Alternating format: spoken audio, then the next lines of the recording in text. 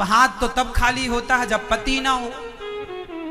अब आप जानो, हमने तो जो परंपरा देखी है अपने माताओं की, बहनों की, जो देखो हमने देखा, हम वही बता रहे हैं। हमारी माँ जब चूड़ियां बदलती थी तो हम लोग बचपन में बच्चे थे, बच्चे माँ के पास होते हैं, हम लोग हमेशा बैठते थे, देखते थे सब चीजें। तो चूड़ी जब माँ बदलती तो एक चूड़ी जरूर छोड़ती।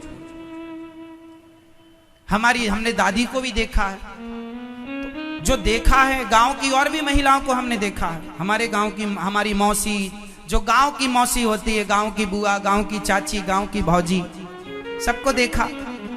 परंपराएं तो परंपराएं हैं। अब आप फैशन के नाम पे कुछ भी करो, मन लगा के करो, कौन रोकने वाला? हमारे कहने से भी क्या होगा?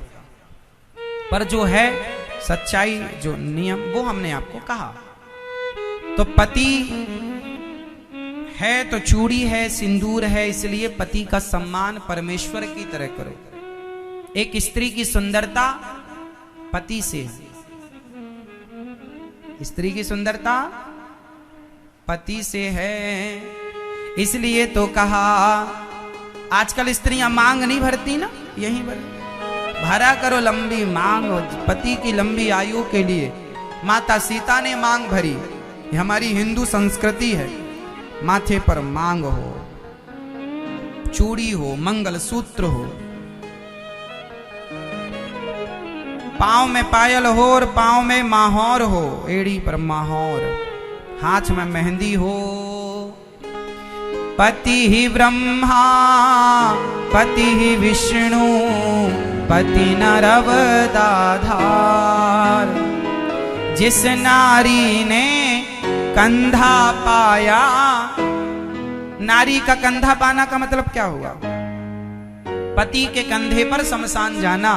जिस नारी ने कंधा पाया, उसकी नैया पार सुना, पति बिना संसार। पहले की लड़की जब विदा होती थी तो माँ समझाती थी, बेटा आज से तुम्हारी सास तुम्हारी माँ है, तुम्हारा ससुर तुम्हारा पिता है, तुम्हारा देवर तुम्हारा छोटा भाई है, और तुम्हारा पति तुम्हारा भगवान है। बेटा डोली जा रही है इस घर से, अर्थी आए डोली से गई हो, अब तुम शिकायत ना हो कोई तुम्हारी।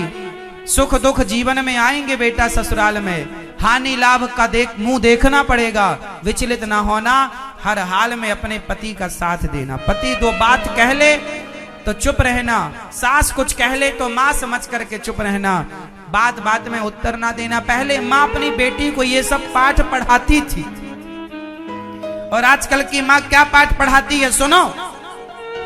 ससुराल वाले 3-5 करें बताना, गुंडा भिजवाऊंगी मैं। आजकल की माँ ये पाठ पढ़ा के भेजती है।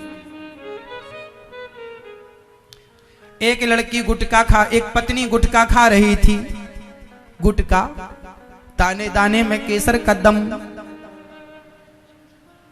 एक पत्नी गुटखा खा रही थी तो पति ने पकड़ लिया, सास ने पकड़ लिया, अरे बहू तुम गुटखा खाती हो। पति ने बोला तुम गुटखा खाती हो, तो पत्नी ने बोला क्यों गुटखा खाती हो, उसमें क्या बुराई है? अरे राम राम राम राम राम, तुम गुटखा खाती हो, वो कह रही हो क्या बुराई है, आज से गुटखा मत खाना। तो लड़की बोली सुनो, हमारे पिता ने 15 लाख दिया है तुम्हें, और पहले ही बता दिया था कि हमारी लड़की गुटखा खाती है, हम तो खाएंगे।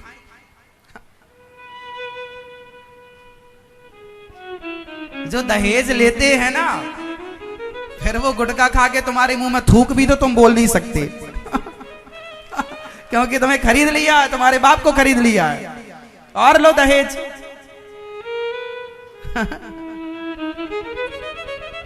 अब वो कह रही है मेरे बाप ने 15 लाख दिया है, जो मन पड़ेगा वो खाऊंगी, क्या करोगे? अब रहो और लो 15 लाख।